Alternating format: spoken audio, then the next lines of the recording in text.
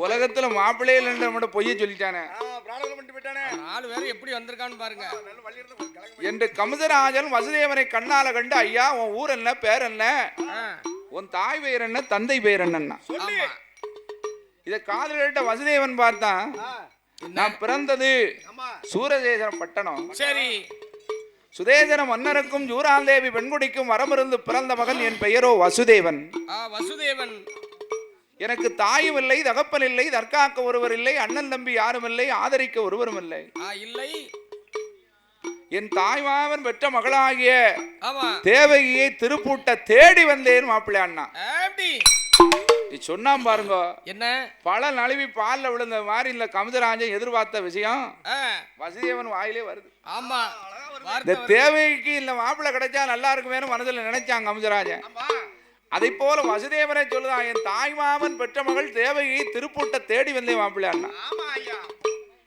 என்னன்னா இந்த கமுதராஜனுக்கு வசுதேவன் அத்தை மகன். எப்படி முன்னொரு காலத்துல உக்கிரசேன மன்னன் கூட பிறந்தவா இந்த சூராந்தேவி உள்ளூருக்குள்ள பக்கத்துல கட்டி கொடுத்தோம்னா பொதுக்குன்னு வருவா.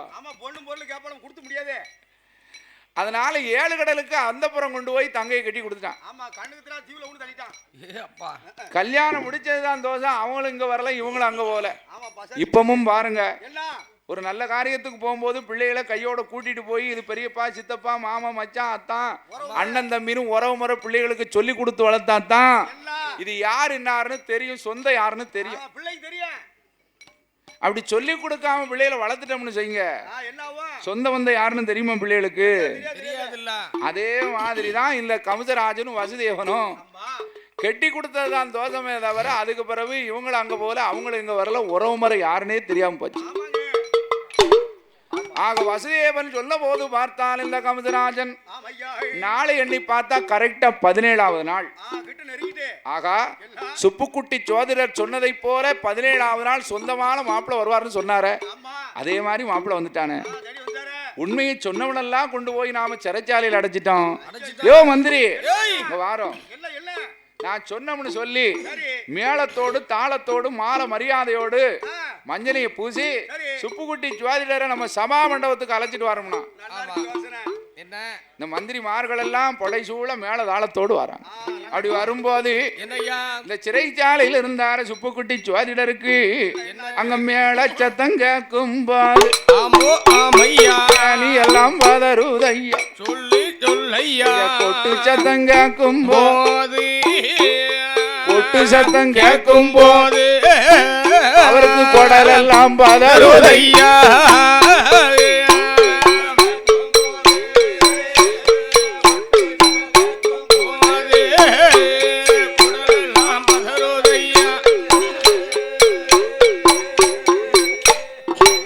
அப்படி மேளத்தோடு தாளத்தோடு இந்த மந்திரிமார் வாரன் நேரம் சிறைச்சாலையில் இருந்தவர் அந்த சுப்புக்குட்டி ஜோதிடர் இன்னைக்கு 17 நாளாச்ச மாப்பிள்ளை வந்தானோ வரவில்லையோ.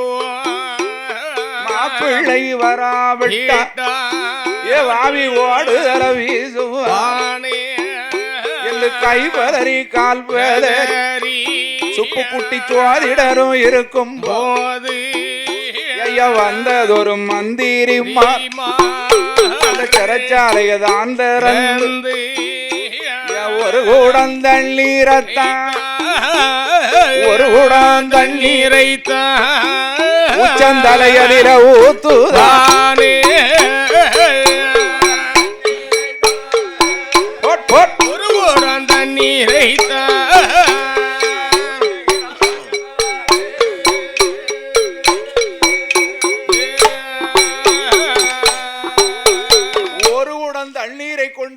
ஜோதிடர் உச்சந்தலையில் ஊத்துனாரு வாருங்க. கை காலெல்லாம் பறக்க ஆரம்பிச்சிடுது.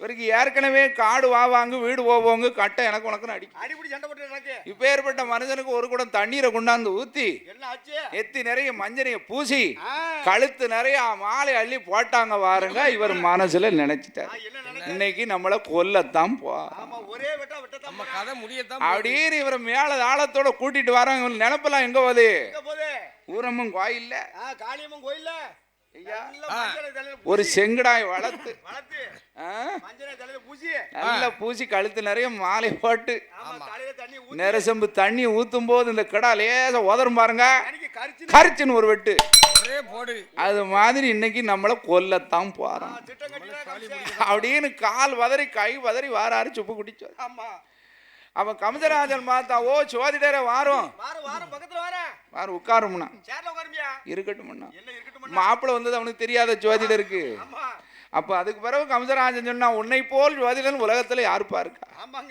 999 பேரும் பொய்ய சொல்லிட்டு அவன் பொன்பொருளை வாங்கிட்டு போயிட்டான் உண்மையை சொன்ன உன்னைய கொண்டு போய் நாம சிறைச்சாலையில் அடைச்சிட்டனப்பா நீ சொன்னதை போல் 17வது நாள் சொந்தமான மாப்பிள்ள எங்க அத்தை மகன் வசியம் வந்துட்டான் அதனால உண்மையை சொன்னதனால் நீதான் இன்றைய நாள் முதலாக எனக்கு ஆசான சோதிடர் அது மட்டுமல்ல என் தங்கைக்கும் வசியவனுக்கு நீதான் முகூர்த்தப்பட்டோலே குறிச்சு தரணும் அதுக்கு என்ன பேச குறிச்சிடுறேன் உடனே உட்கார்ந்தா எடுத்தானே கையில் எடுத்தான் குறித்தா முகூர்த்த ஓலே நாள் பார்த்து தினம் குறித்து நல்ல வெள்ளிக்கிழமை அதிகால வேளையில் பிரம்ம முகூர்த்தத்தில் வசுதேவனுக்கும் தேவகிக்கும் திரு கல்யாணம் என்று முகூர்த்த பட்டோலை குறித்து கொடுக்க சந்தவங்குளம் கொண்ட கமதராஜன் பொண்ணும் பொருளையும் அள்ளி கொடுத்தான் வாங்கிட்டு ஓடி வாரார் சுப்புக்குட்டி ஜோதிடர் ஆட்சியை கண்டாரு சந்தோஷம் ஆட்சி ஐயர் அப்படி இருக்காங்க முகூர்த்த பட்டோலை குறிச்சு கொடுத்தாரு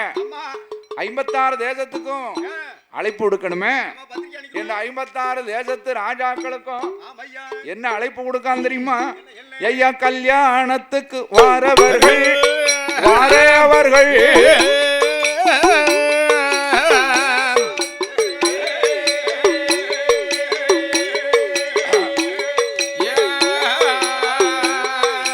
கையில வெத்தல வாக்கோட வந்திடுங்கோ வந்திடுங்கோ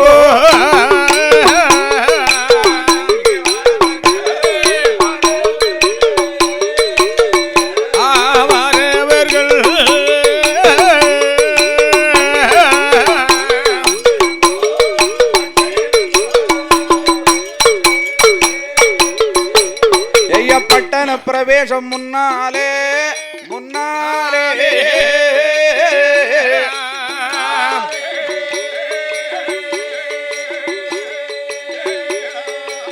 அங்க பந்தி போஜனம் பின்னாலே பின்னாலே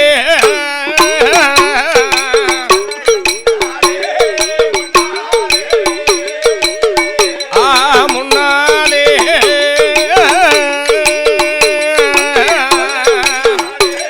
பின்னாலே கல்யாணத்துக்கு வாரவங்க கையில வெத்தலை பாக்கோட வந்துடணும். இங்க வந்து ஆலமரத்து சொல்ல கோயில்ல கேட்ட மாதிரி என்ன என்னாச்சு கொஞ்சம் வெத்தலை தாங்க கொஞ்சம் கருப்பட்டி தாங்க கொஞ்சம் காப்பி தாங்கன்னு வந்து இங்க கேட்க மாதிரி அங்க கமதராஜன் கோட்டையில வந்து கேட்கக்கூடாது. 56 தேசத்து ராஜாக்களை எழுதிட்டான் போல. என்ன இருந்தாலும் இவன் கஞ்சத்தனை நமக்கு தெரியுதாயா ஐயா. இருந்தாலும் கல்யாணத்துக்கு அழைப்பு கொடுத்ததுனால கண்டிப்பாக போகணுமே 56 ராஜாக்கள் வந்திருக்காங்க. குறித்த முகூர்த்தத்துல வசுதேவன் தேவகியால் திரு கழுத்திலே திரு மாங்கல்யத்தை சூட்டினான். அம்மி மிதிக்கல அருந்ததி வாக்கல தங்க ரதத்தை கொண்டு வந்தான். வசுதேவனின் தேவகியை அமர வைத்து பட்டண பிரவேசம் சுத்தி வராங்க. அப்படி 56 தேசமும் சுத்தி வரும்போது ஒரு மாமர சோலைக்குள்ளே வருகிறது தங்க ரதம். அந்த மாமர சோலைக்குள்ளே ஒரு மாமரத்தில் ஒரே ஒரு மாங்கனி இருக்க கண்டா தேவகி. 12 வருடத்துக்கு ஒரு பூ பூத்து காயாகி கனியாகும். அந்த மாங்கனி யார் விழிட்டார்களோ சாகாத வரம் பெறக்கூடிய கனி அந்த கனியா. அதுக்காக துர்வாசக முனிவர் 12 வருடம் தவம் இருந்து நிச்சய கலைத்து அப்பொழுதாங்க சென்றிருக்கார். அந்த நேரம் பார்க்க தேவகி இந்த மாங்கனியை கண்டுட்டா. அண்ணா எனக்கு இந்த மாங்கனி வேணும்னா தங்க மேல அவ்வளவு பாசம் உள்ளவன் இந்த கமசராஜன் தங்கை என்ன கேட்டாலும் இல்லைன்னு சொல்ல மாட்டான். உனக்கு மாங்கனி தானமா வேணும், இன்னும் பறிச்சு தாரம்னா மாங்கனியை பறித்து உறவாளை எடுத்து 8 துண்டுகளாக வகுந்து தங்கைக்கு கொடுத்தான். சரி, அப்படி ஒவ்வொரு துண்டுகளாக புசித்து கொண்டிருக்கும் போது துர்வாச முனிவர் வந்துட்டார். அட பாவி, எனக்கு கிடைக்க வேண்டிய மாங்கனி உன் தங்கைக்கு 8 துண்டுகளாக வகுந்து கொடுத்ததினால் 8 துண்டுகளும் 8 பிள்ளைகளாக பிறக்க கடவுள். அதிலும் 8வது பிள்ளை ஆண் பிள்ளை பிறந்து உன்னை திட்டமோடு கருவறுப்பான் போ என்று சாபத்தை கொடுத்து மாயமாக மறைந்தார். அதுவரைக்கும் தங்கை மேல அதிக பாசமா இருந்த பாவி கம்சராஜன் இந்த தங்கை வயிற்றில் பிறக்கும் பிள்ளை 8வது பிள்ளையால் அழிவென்று தெரிந்தவுடனே தங்கையே தலையறுக்க போறான். தலைமுடியை சுருட்டி பிடித்து தங்கையினுடைய தலையறுக்க போகும்போது மந்திரி தடுத்தான். மன்னா கொஞ்சம் பொறுங்க, இதனால் இதுவரைக்கும் தங்கை மார்மேலும் தோல் மேலும் மடிமேலும் போட்டு வளர்த்த தங்கையை தலையறுக்கலாமா? இவளால் உங்களுக்கு அழிவில்லையே, இவள் வயிற்றில் பிறக்கும் பிள்ளை அதுவும் 8வது பிள்ளையால் தானே அழிவு, அதுக்கு ஏன் இவளை கொல்லணும்? கணவனையும் மனைவியும் தனித்தனியாக பிரித்து விட்டோமானால் இந்த உலகத்தில் குழந்தை பிறக்க போறது இல்லை, உங்களுக்கு அழிவும் வரப்போறதில்லை. உடனே வசுதேவனை ஒரு சிறைச்சாலையிலும் தேவகியை ஒரு சிறைச்சாலையிலும் அடைத்து வைத்திருக்க தேவகி அழுது விளம்ப, ஆண்டவா இறைவா பகவானே, நீங்களெல்லாம் கணவனும் மனைவியுமாக சந்தோஷமாக இருக்க இந்த பாதவத்தி தேவகி நான் என்ன அநியாய பாவத்தை செய்தேனோ? மாலையிட்ட தோஷமே தவிர மன்னன் மறுமுகத்தை நான் பார்க்கலையே, தாலி கட்டிய தோஷமே தவிர தன் கணவன் முகத்தை நான் பார்க்கலையே இறைவா என்று அழுது புலம்பினார். உடனே ஆண்டவனுடைய அருளனால் வாயு பகவானை வரவழைத்து இந்த வசுதேவனை கொண்டு வந்து தேவைக்கு முன்னால நிறுத்தினாங்க. கணவனை கண்டா பாருங்கோ, கணவனுக்கு ஒருவேளை சாதம் கூட நம்ம கையால பரிமாறலே இறைவா, நான் பத்தினி என்பது உண்மையானால் நினைத்த பதார்த்தங்கள் அத்தனை என் கண் முன்னால் வர வேண்டும் என்று நினைத்தேன். தலவாழை இலையில் 21 வகை கூட்டு கறியோடு சம்பாரிச்சு சாதம் சாப்பாடு. சாமி உட்காருங்கண்ணா, சாப்பிட உட்கார்ந்து ஒரு உருண்டை சாப்பிட்டாரு பாருங்க வசுதேவன். அதுக்குள்ள இன்னைக்கும் பாருங்க உக்கல் எடுத்தா தான் தண்ணி தருவா, அது வரைக்கும் தண்ணி தர மாட்டான். அப்ப பார்த்தா எடி தண்ணி கொண்டு வானா, தண்ணி எடுக்க போயிருக்கார் தேவகி. அதுக்குள்ள 3:45 நாளிகை 1.5 மணி நேரம் முடிஞ்சு வச்சு வசுதேவனை கொண்டு போய் இருந்த இடத்துல வச்சுட்டாங்க. தேவகி தண்ணி எடுத்துட்டு வந்தா கணவனை காங்கல, கணவன் வைத்த சாப்பாடு மாத்திரம் மிச்சம் இருக்கு. அந்த காலத்துல தாலி கட்டிய கணவன் சாப்பாடு எப்பண்டா மிச்சம் வைப்பாருன்னு எச்சி சோத்து காத்து கிடந்தவங்களும் அந்த காலம். அதனால எத்தான் சாப்பிடுங்க சாப்பிடுங்க சாப்பிடுங்க சாப்பிடுங்கன்னு அள்ளி அள்ளி வைப்பாளாம் சாப்பாட. எதுக்கு? அப்பந்தான் சாப்பிட்டுட்டு அத்தான் மிச்சம் போடுவாரு, அதை சாப்பிட்டா ருசியா இருக்கும்னு அந்த காலத்துல. இப்ப பாதுமா பாதுமாவே மிச்சம் கிச்சம் போட்டு தொலைச்சிடான் மனுஷன் திங்க முடியுமா? என்ன நீங்க கொஞ்சம் வரத்தா வாரிரு,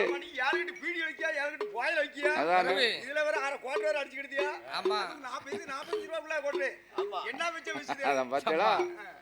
அதனால இப்ப உள்ள தாய்மார்களை குறை சொல்ல முடியாது, அவங்களும் கவனிக்கத்தான் நினைக்காங்க. நீங்க ஒழுங்கா இருக்கணும்ல, இலையில சாப்பாட்டை வச்சா தரைய தடவுதாம்யா போத. அத மாதிரி இந்த கணவன் வைத்த சாதத்தை அருந்தினாள் தேவகி. அந்த மாதம் குழி மறந்தான், அதிலே குழி சூறா 3 மாத கர்ப்பமாக இந்த தேவகியால் இருக்கும் போது காவலுக்கு இருந்தாள் தாய்க்கிழவியானவள். அவன் நாடி பிடித்து பார்க்கும் போது இவள் கர்ப்பமாக இருக்காள் என்று தாய்க்கிழவி அவள் தான் அறிந்து கம்சராஜனிடம் சொல்ல வாரா. கேளு கேளு கம்சராஜா, வடக்க நல்ல வடநாடு, அந்த வடநாடு தேசத்திலே எருமையந்தோர் ஜாதி உண்டு. பருவகாலம் வந்துதான் வைக்க போறதில உரசுமடா, உரசியதோர் 10ஆம் மாதம் அது ஜோக்கான கன்று ஓடும். கேளு கேளு கம்சராஜா, பன்றி என்றோர் ஜாதி உண்டு, அதுக்கு பருவகாலம் வந்துதானா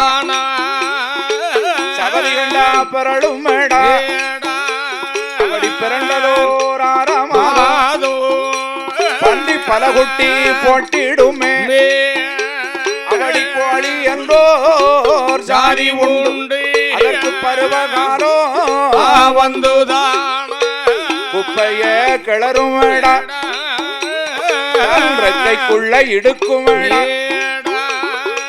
இடுக்கிய இருவதா அங்க இட்டிடுமே கோழி முட்டை பங்குனி சித்திர மாதத்தில் ஐயா சிறந்த காத்து வீசும் போது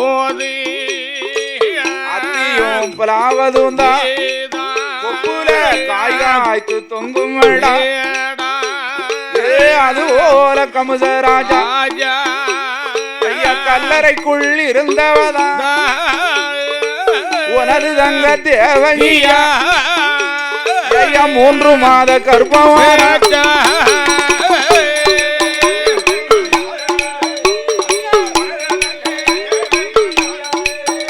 அவர் 3 மாத கர்ப்பமான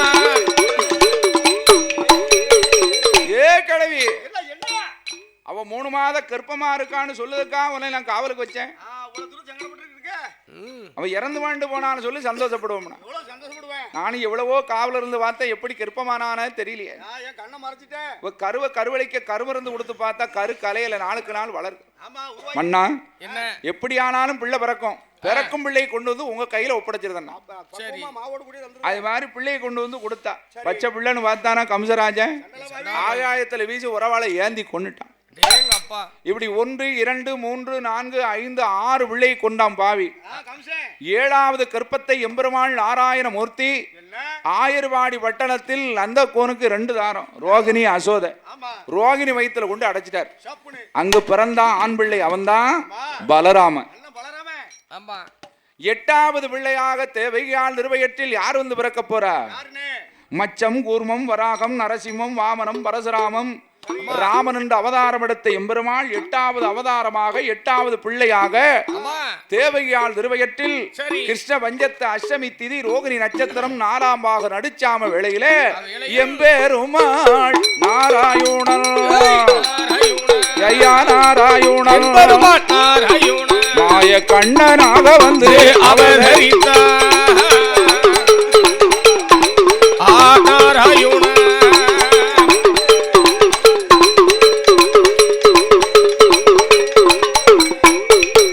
அவடி பச்சை நீரோ நல்ல பவள நீரோ அவடி பால் வண்ண நல்ல நிறத்தோடு ஐயா நெற்றியில நல்ல நாமத்தோடு நீலமேக நல்ல சொருபரனா எம்பெருமாள் நாராயணன் ஐயா நாராயணன் மாய கண்ணனாக வந்து அவதரித்தார் எம்பெருமாள் நாராயணன்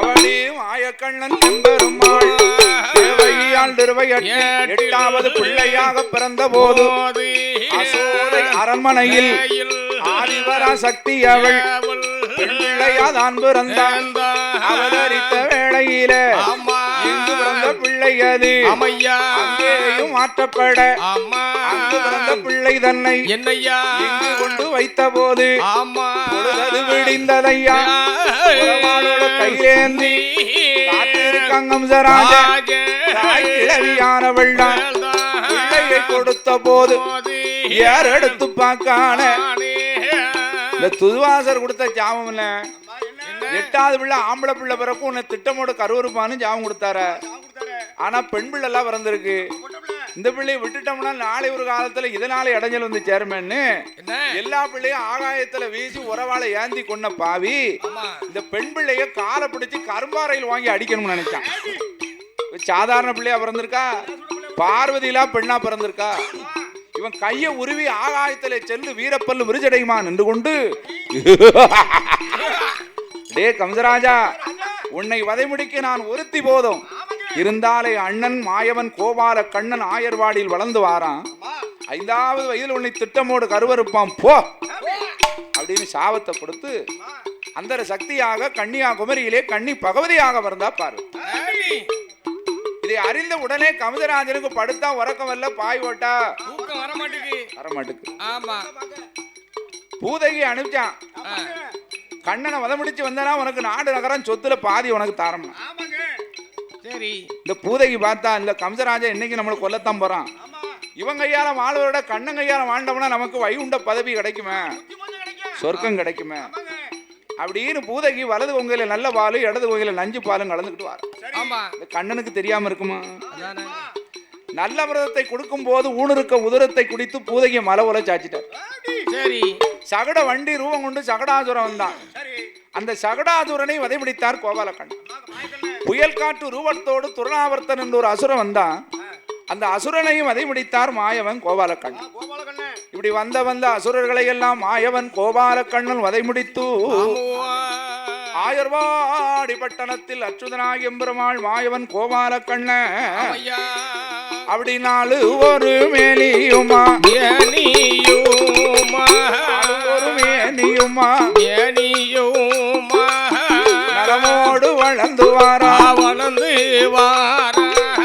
பொழுது ஒரு வண்ணமுமா ஐயா வண்ணமுமா புகழோடு வளர்ந்து வாரா அவரோ புகழோடு வளர்ந்து வாரா.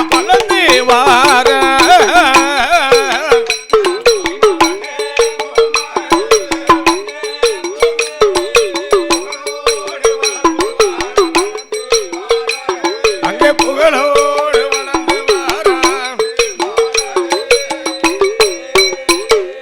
அப்பேற்பட்ட மாயவனாகிய கோபாலக்கண்ணன் வந்த அசுரர்களை எல்லாம் வதைமுடித்து அவன் தரத்து பிள்ளைகள் இருக்காங்களே, குண்டுராமன், கோதன்ராமன், வெங்கட்ராமன், தடிராமன், அண்ணன் பலராமன், இவங்க 5-6 பேர்களும் சேர்ந்து என்ன செய்வாங்க, அந்த ஆயர்வாடி பட்டணத்திலே வாழ்ந்து வரக்கூடிய கோவிமார்கள் எல்லாம் அதிகாலையிலே எழுந்தரித்து